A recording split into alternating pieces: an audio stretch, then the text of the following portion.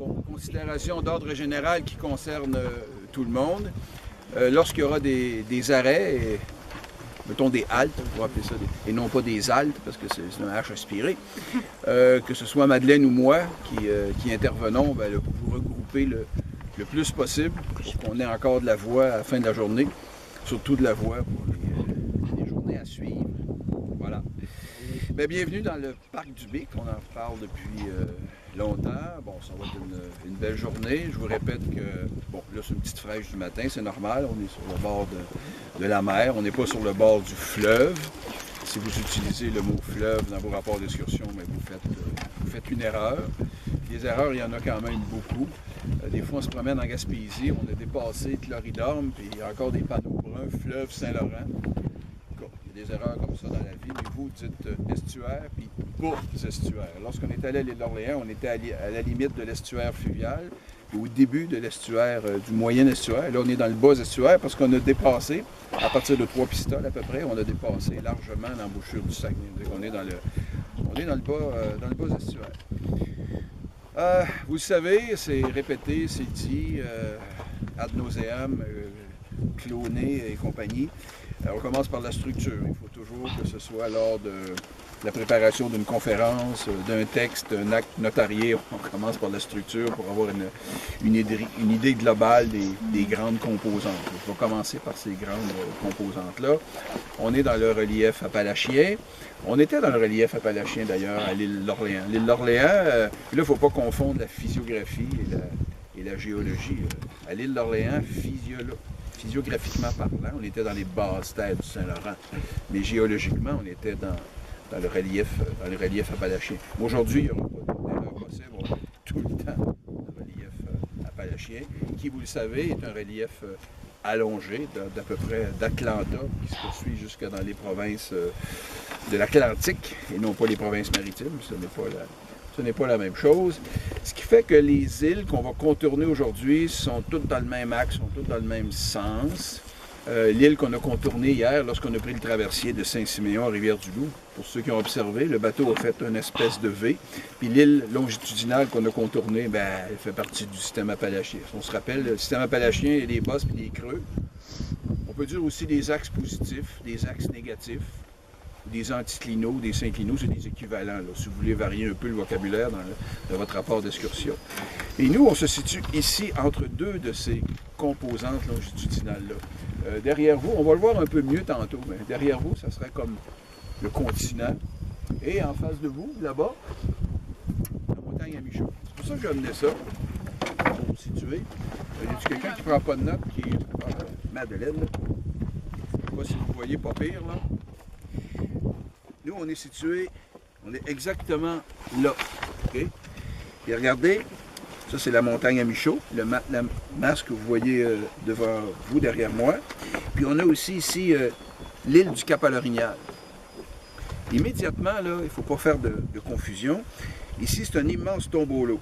On a vu ce que c'était, le tombeau-l'eau dans la classe, là, des masses d'accumulation qui se retrouvent dans des zones plus calmes, en opposition à des zones plus dynamiques. On va beaucoup jouer avec ça aujourd'hui, dans les généralités.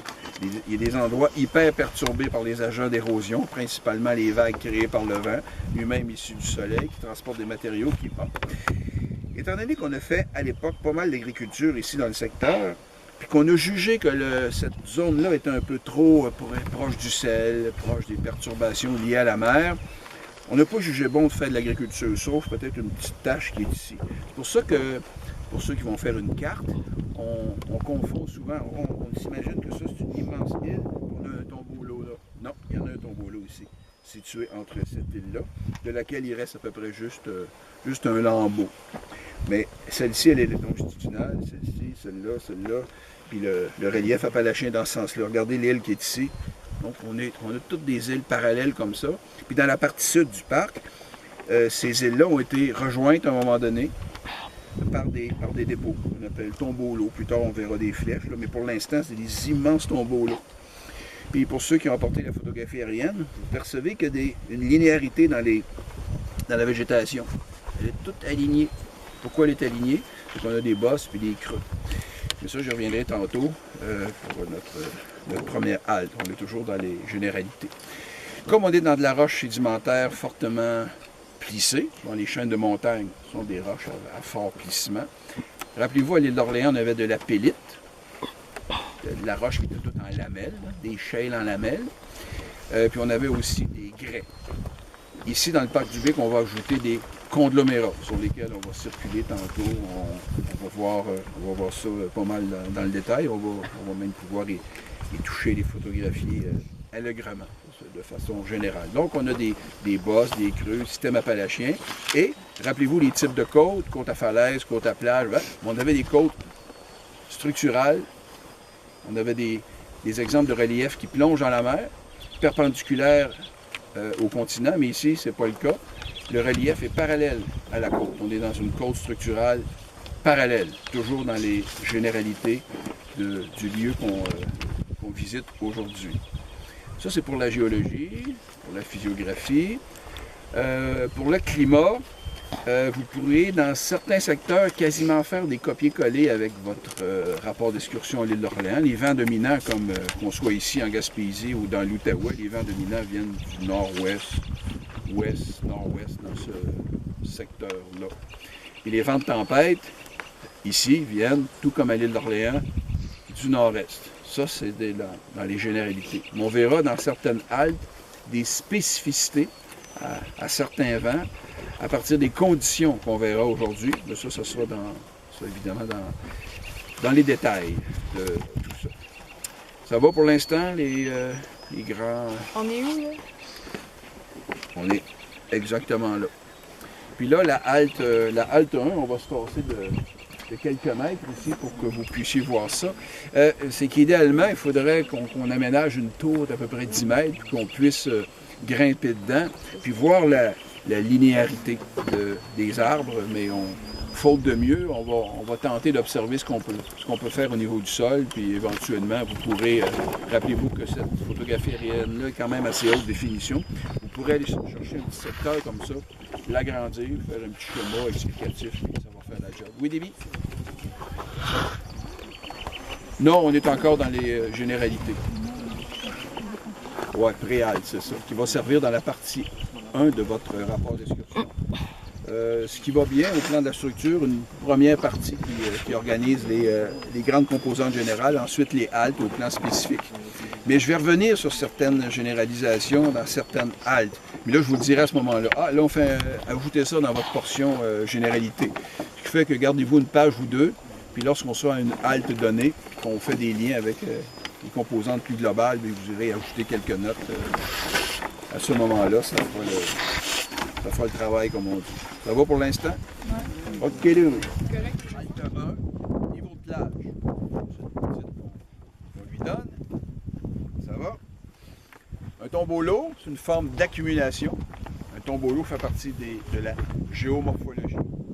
La géomorphologie concerne des formes d'érosion et d'accumulation. Il y a des trucs qui sont arrachés par les clasties. Rappelez-vous les clasties, les bioclasties, hydroclasties, camoclasties. Il y en a une série comme ça, une 10-12 à peu près. Mais c'est surtout de la mécanoclastie, bien qu'il y ait des processus biologiques puis chimiques dans la roche, mais c'est principalement mécanique. Les zones les plus perturbées du parc, et d'ailleurs aussi, subissent des contraintes de clastie. Puis par réfraction, réfraction, c'est un changement de direction des ondes avec ralentissement. Donc, par réfraction, les matériaux se ramassent entre les îles, par exemple dans la partie sud du parc. Puis à la longue, on l'a vu, il y a des petites flèches qui se construisent, qui finissent par se joindre. Rappelez-vous l'exemple du bac là, avec la rondelle de hockey, les pastilles de plastique. Là. Donc, on a un principe de réflexion, dans bien des cas dans les vagues, mais de réfraction aussi. Il y a même parfois de la diffraction lorsqu'il n'y a pas de changement de vitesse. Ce qui fait qu'entre cette île-ci et le continent, ou entre cette île-ci et celle-là, entre cette île-ci et celle-là, les matériaux se sont rejoints là pour former des petits ponts, okay, qu'on appelle des tombolos. Le tombolo, au fur et à mesure, va s'élargir de plus en plus. Un tombolo est toujours constitué de deux plages, finalement. C'est quand on est dessus, on peut appeler ça une plage à la limite. Mais l'ensemble s'appelle un tombolo. Mais au fur et à mesure que le continent se relève, là, on fait intervenir la géologie, c'est-à-dire l'isostasie. Suite à la disparition des grands glaciers quaternaires, le continent se relève tranquillement, parce qu'au préalable, il avait été écrasé dans la sténosphère, rappelez-vous, qui est plus plastique, plus fluide, là, difficile à s'imaginer ces masses-là quand même. Il y a des transferts de masse. Bon, le poids de la glace écrase la sténosphère, puis à la fin des glaciations, le continent se relève, et se relève encore d'ailleurs aujourd'hui, on en a parlé, ce qui crée le plus souvent des tremblements de terre. Mais au fur et à mesure que le continent se relève, le tombolo, lui, prend de la largeur de plus en plus. Puis la sténosphère ne remonte pas à chaque semaine, à chaque mois. Il y a des grandes périodes quand même assez stables. Puis à un moment donné, on appelle ça par à-coup, le continent se relève. C'est pas quelque chose qu'on sentirait à sauter de même toute la gang. Mais il y a des périodes où il relève un peu plus, périodes de stagnation qui relèvent.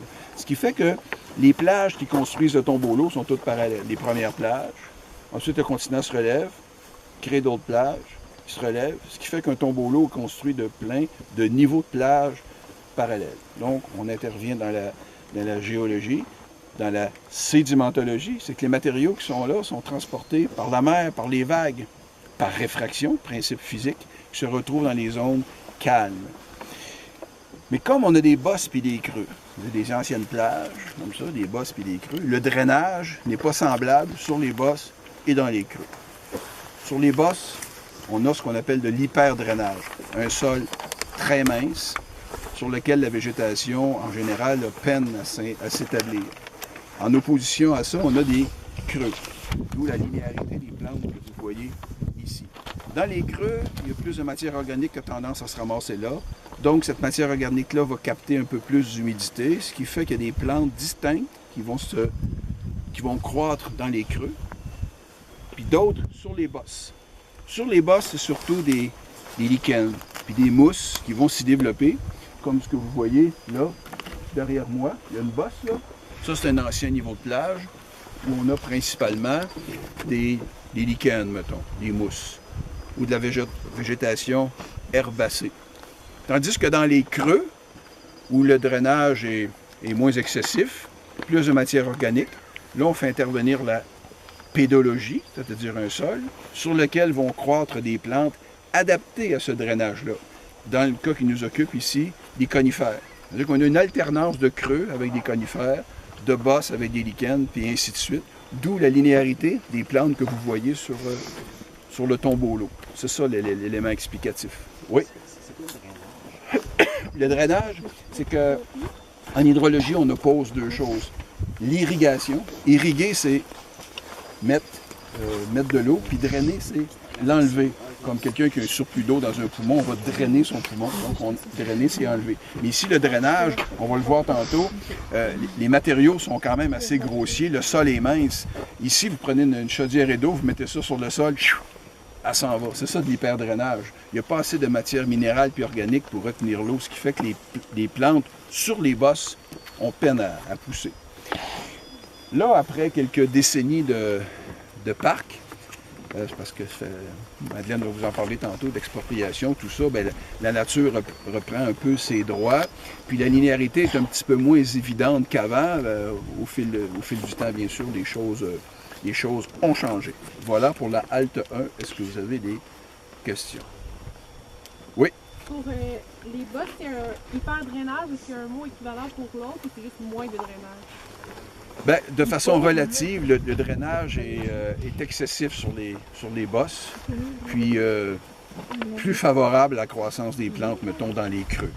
Mais c'est pas ici qu'on va faire pousser de l'avoine puis du blé, là. Bien, ça peut toujours pousser, mais la plante ne viendra jamais à maturité parce que ça ne produira pas. Oui. L'ancienne bosse de laquelle tu parlais avec du lichen dessus, elle est où? Bien, à la hauteur à laquelle on est, c'est difficile à voir, là. Mais ce que tu vois là, c'est une bosse. Là, on aurait un creux. Là, on aurait une bosse. Je conçois... C'est l'échelle, genre? C'est pas plus gros que ça? Ah, bien, c'est 1 kilomètre de long, là. OK. Regarde ce que tu vois ici, là. Toutes ces lignes-là, là. Tenez, c'est des bosses puis des creux. Ici, ils ont été sectionnés, bien sûr, par la présence de la route. Les gens du parc ont fait ça. Puis on va les percevoir un petit peu mieux lorsqu'on va traverser le tombeau-là, éventuellement. Voilà. Halte 1, halte 2. Vous avez à peut-être mettre des petits cercles, ce qui convient pas pire de couleur jaune, ton citron, là. Des petits cercles comme ça. 1, 2, 3, 4, on va se promener un petit peu comme ça. Là, on serait dans la courbe ici. complètement en bas, là, pour la halte 2. Trompé de 2 microns, c'est pas grave, là. Allons-y un peu dans la théorie de la sédimentologie. On sait que dans la sédimentologie, il y a des matériaux qu'on nomme puis qu'on classe. On les nomme selon leur dimension, selon leur forme, selon leur organisation, selon leur émoussé, selon leur compacité. Ah, on a tout vu ça. La théorie nous dit que lorsque des matériaux sont transportés par l'eau, d'un cours d'eau, les vagues de la mer, par exemple, les matériaux seraient nécessairement transportés par l'eau, ronds et luisants et... Ah non. Et mâts, oui, luisants, arrondis, pas mâts, la théorie. Arrondis, luisants et... On sait pas, Pierre. Granuloclassés. Par grosseur, selon la force Ben oui. du courant, par exemple, d'une rivière, selon les saisons, les précipitations, puis la force des vagues. Granuloclassés, ronds et luisants. Ça veut dire que théoriquement, si on se situe sur un tombolo, on devrait retrouver ces caractéristiques sédimentologiques. On regarde ça, puis ça marche pas. Donc la halte 2 va avoir pour titre Paradoxe.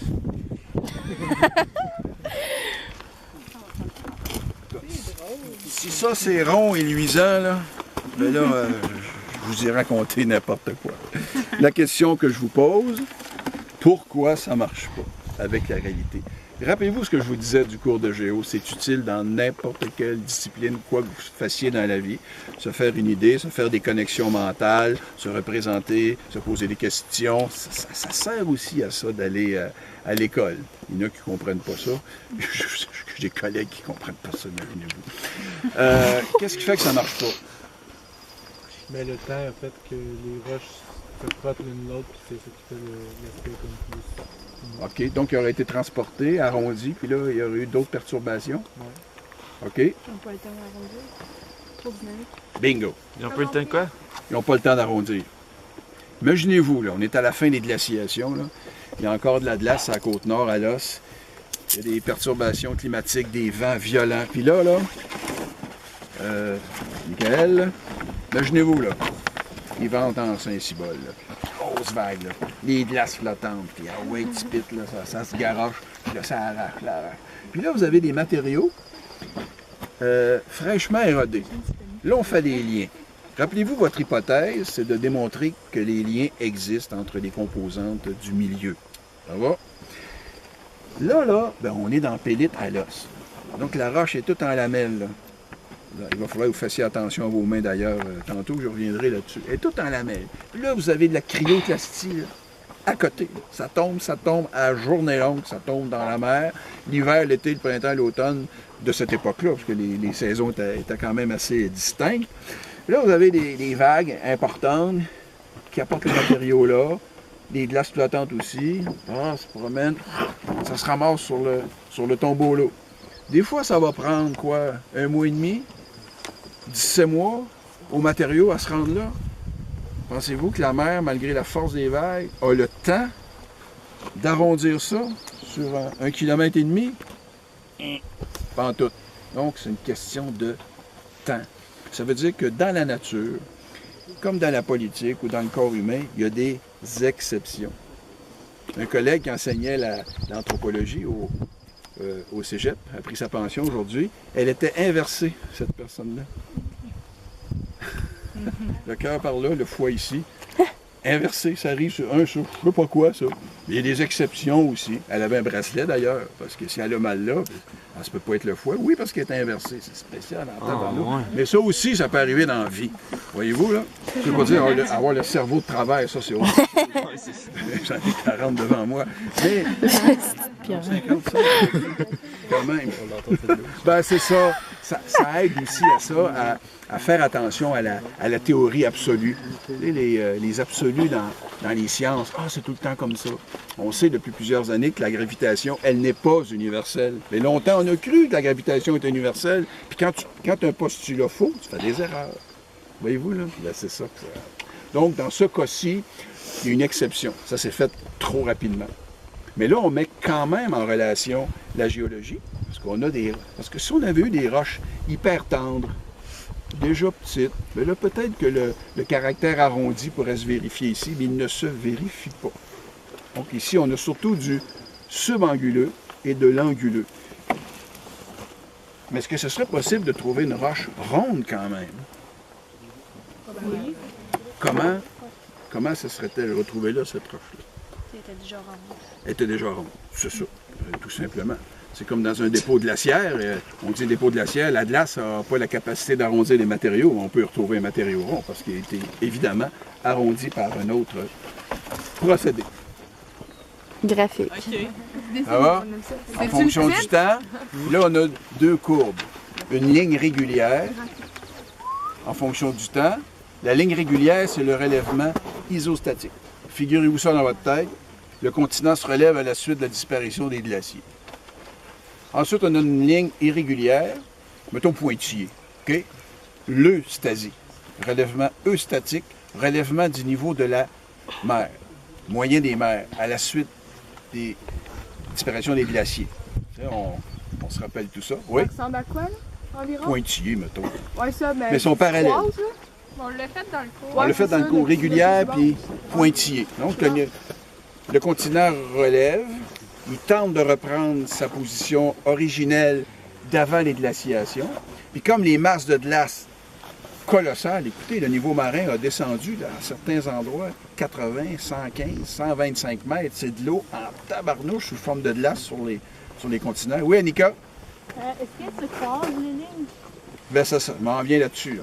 Donc, le niveau marin augmente parce que la glace fond. Il y a énormément d'eau douce qui retourne dans les masses marines. Parce que durant les glaciations, la salinité de l'eau de mer va augmenter assez, parce que c'est de l'eau douce. Le sel ne s'évapore pas, en tout cas, c'est négligeable. Puis là, l'océan reprend sa salinité d'avant grâce à les masses extraordinaires d'eau douce qui retournent dans l'océan. Donc, le niveau marin augmente, le climat se réchauffe, les continents remontent, mais à un moment donné, il va y avoir des perturbations climatiques. Le climat se réchauffe, fait fondre énormément d'eau, ce qui fait, à un moment donné, le relèvement eustatique va venir non seulement rejoindre, mais dépasser le relèvement isostatique. Puis là, si on se rappelle, on a la construction de notre tombeau-l'eau. On avait un tombeau-l'eau qui faisait ça de même. Des niveaux de plage, ensuite on revient de l'autre côté. Mais là, on a notre courbe avec la ligne régulière isostatique. Ensuite, on a le eustatique qui vient croiser l'isostatique.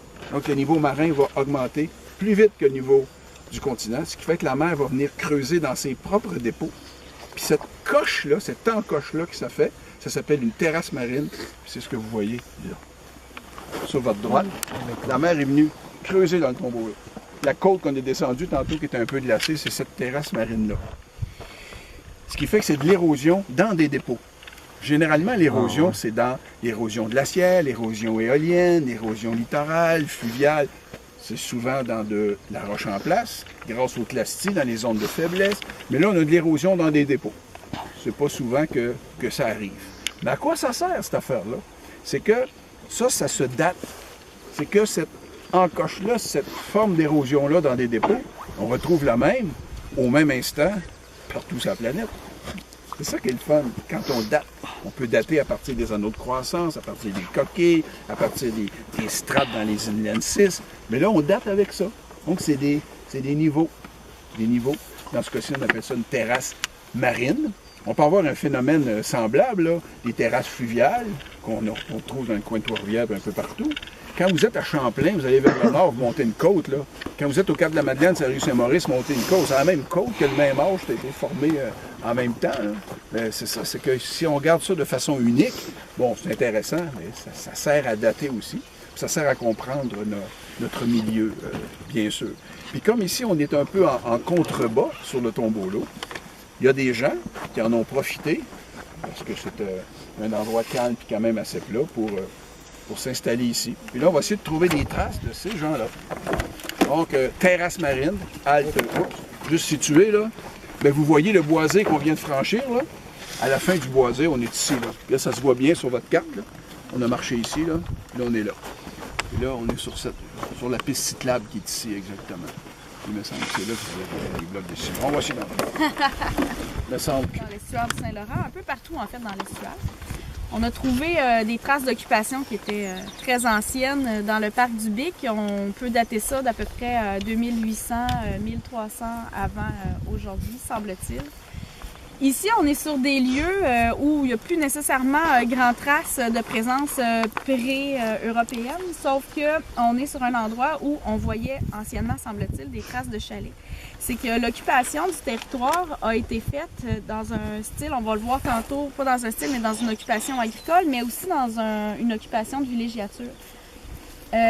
Pourquoi ces chalets-là ne sont plus là? Bien, vous avez vu, ceux qui sont avec moi en classe, un peu l'histoire des expropriations qu'on a fait au Québec. Et le Parc du Bic n'a pas été une exception à ce titre-là.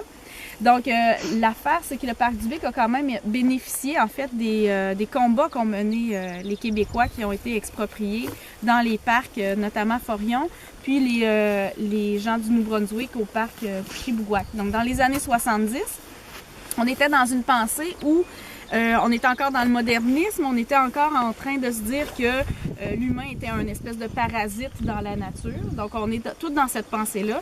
Et on est en train de faire l'inventaire des endroits qui pourraient, touristiquement parlant, être intéressants puis amener un certain volume de touristes, de touristes par année. Et on a clairement identifié le Parc du Bic comme étant un de ces endroits potentiels-là. Tout au long de la journée, vous allez comprendre pourquoi. C'est vraiment un lieu qui est magnifique. C'est un lieu aussi qui, à cause de sa dynamique, qui a une très grande diversité sur le plan de la faune, sur le plan de la flore, qui a une certaine fragilité aussi parce que dans un lieu dynamique comme ça, l'érosion se fait très rapidement. On est dans des zones autant de sédimentation que d'érosion. Le paysage change rapidement. Donc, on a voulu conserver cette zone-là, pour pas dire préserver de l'humain cette zone-là. Donc, en l'identifiant, on a fait un tracé, on a dit, bon, ça va s'intégrer à l'intérieur du parc et on a voulu en sortir la présence humaine. J'ai pas trouvé dans les écrits des éléments qui montraient une aussi grande bataille qu'à Forillon, je dois être honnête, mais n'empêche que les gens qui s'installent ici avec un certain mode de vie, ben c'est pas juste le mode de vie, c'est aussi le paysage autour qui les nourrit puis qui crée une façon d'être, une façon de vivre qui les caractérise. Donc, en retirant cette présence-là, ben, ce qu'on a voulu faire, c'est avoir un lieu uniquement physique, naturel, effectivement, en voyant l'humain, encore une fois, comme étant une espèce de nuisance pour le milieu naturel. Si vous regardez autour de vous, je disais, c'est important de voir l'alliance qui se fait entre le milieu montagneux, le milieu marin. Quand on fera d'autres arrêts un peu plus loin, on pourra voir des endroits où on se donnait comme repère certains pics pour être capable de naviguer parce que c'est pas des eaux qui sont faciles d'accès. Puis il y a des zones où on peut avoir des mouillages plus facilement. De l'autre côté, on va le voir davantage. Et on peut être aussi protégé par les vents que Pierre énonçait tantôt. Donc pour la navigation, tant pour les Amérindiens que pour les Européens, pour avancer jusque sur le continent, île ici, on se servait beaucoup de la topographie autour pour se donner des repères. Ça fait que ça, je l'aborderai peut-être un peu plus loin quand on aura une vue plus particulière sur l'autre baie. Pour l'instant, c'est vraiment ça, c'est vraiment l'idée de, si jamais vous voyez des traces de chalets, on les cherchait, c'est pour ça qu'on est arrivé jusqu'ici, on les voit pas. Mais regardez, soyez attentifs, ça peut arriver là, entre le genévrier puis les différents bosquets, là, si vous voyez des traces, des anciennes fondations de ciment, bien, ça peut être le type de document que vous photographiez, pas de document, mais d'éléments que vous photographiez pour que ça devienne un document, une trace de l'ancienne présence humaine. C'est dans les années 70, je l'ai dit tantôt, là, mais si ma mémoire est bonne, c'est 74 en fait qu'on a commencé à expulser les gens de la place. C'était des chalets ici qui n'étaient pas forcément super aisés. On va voir des endroits où on avait davantage le phénomène de la villégiature pour la bourgeoisie provenant de Montréal en grande partie. Et puis, évidemment, que dans la qualité du bâti, ça paraissait. Puis, sur le plan du bâti, dernière chose sur quoi je vais vous allumer pour que vous puissiez faire peut-être quelques recherches, la façon dont on construisait les maisons. et les chalets, bien évidemment que c'était en lien avec le type de climat qu'on avait et avec le type de milieu. Donc là, vous me voyez venir avec le futur mot vernaculaire. Donc évidemment, qu'on avait une construction qu'on est capable de caractériser comme étant québécoise, mais comme étant aussi estuarienne. En fonction de quoi? En fonction des vents, en fonction de la rigueur du climat aussi. C'est les deux plus grands éléments. Puis en fonction des ressources. Donc, tantôt, on verra comment la première ressource, ça a été la mer, ensuite forestière, ensuite agricole qu'on a exploité dans le parc. Voilà. Est-ce que c'est déjà arrivé que, dans le fond, les habitants ils ont dû adapter leur habitation en fonction de l'érosion, justement, là, vu que, je sais pas, ça a dû gratter une partie du territoire, j'imagine, là, à travers le temps. Est-ce que c'est... C'est très possible, mais je connais pas assez. Là, je suis obligée de parasiter Pierre parce que j'ai pas une connaissance aussi pointue du parc de façon locale et ponctuelle. Donc, c'est une hypothèse qui a du sens dans la mesure où des lieux dynamiques comme genre ça... Dans le sens qu'ils ont dû défaire des maisons vu que la mer prenait tout le territoire, mettons. Si j'avais la localisation de ces maisons-là avec les bilans d'érosion, je pourrais te répondre d'une façon plus précise. T'en as-tu déjà vu des traces? Les chalets n'étaient pas collés sur le bord. Comme on est dans une zone relativement calme, ça n'empêche pas qu'il puisse y avoir des bonnes vagues. Là, l'eau est haute, là. Elle va baisser déjà 1h30 qu'elle baisse à peu près. Toute la baie va être dégagée. Là, cet après-midi, vous remarquerez, quand on va repasser ici, il n'y aura plus d'eau là, dans la baie du Haha. Et on est ici, là, quand marée basse, l'eau est seulement ici. Donc, là, il y aurait eu plus de perturbations. Les chalets étaient dans le tombeau, là, c'est tranquille, j'imagine, c'est ça, cette zone-là. Dans la zone dynamique, il y a eu 3 familles qui se sont installées là. OK, il n'y avait pas... c'est ça. Non, il n'y avait pas grand monde. Là, on est... voyez-vous, l'île qui est là, c'est celle-ci, on est à peu près là. Pas beaucoup plus haut. Fait que dans le fond, c'était vraiment plus Ah, mais tu regardes toute la terre qui est Ah oui, là, il n'y a jamais eu. Si vous remarquez, il y a des... Regardez le bosquet qui est derrière vous, il est linéaire comme ça. Là. Et dans ce sens-là, il y avait un chalet là, des arbres comme ça, un chalet. C'est pour ça que vous allez voir à plusieurs endroits des arbres alignés comme ça. Là. Parce que les gens voulaient un peu de quiétude. Imaginez-vous, là, vous avez un chalet ici, la vue est quand même superbe. Là. Regardez, on voit jusqu'à la Côte-Nord parce que je suis dans Charlevoix. Là, tu reçois une lettre un de ces 4 matins, puis bye-bye. Oui. Attends un petit peu, tantôt on était là. Là, on est là. Entre les deux? Oui, on est entre les deux. La route est là. À peu près à mi-chemin entre le haut de l'Estran et comme je vous dis, vous mettez d'approximation. On est ici, là. Regardez cette masse-là, là. C'est ce qui est là, ça veut dire qu'on est un petit peu avant. Là. On est à peu près ici. Je vous le dis, là, même, tant que vous ne mettez pas ça dans l'eau, là. Mais à peu près à mi-chemin entre la route et le haut de l'Estran, là, ce numéro-là, ça va être correct. La halte numéro 4, qu'on pourrait nommer comment? Suggestion? Chalet. Chalet, ben oui, c'est simple. Il n'y avait pas de chalet, fait que ce qu'on prend en photo. Dans le vieux peut-être? Les arbres. Mais une fois rendu sur la route, vous pourriez prendre la photo ici de la linéarité de ces arbres-là pour distinguer. Parce que durant longtemps, on voyait encore des couverts de faux septiques. Puis là, il y en a plus.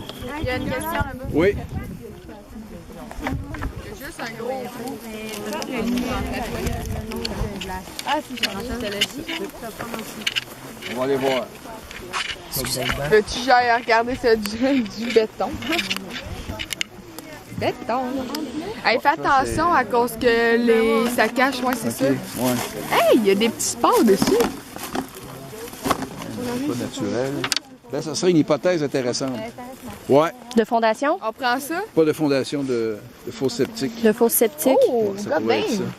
Putting my pad. Donc, hypothèse de fausse septique. C'est bon.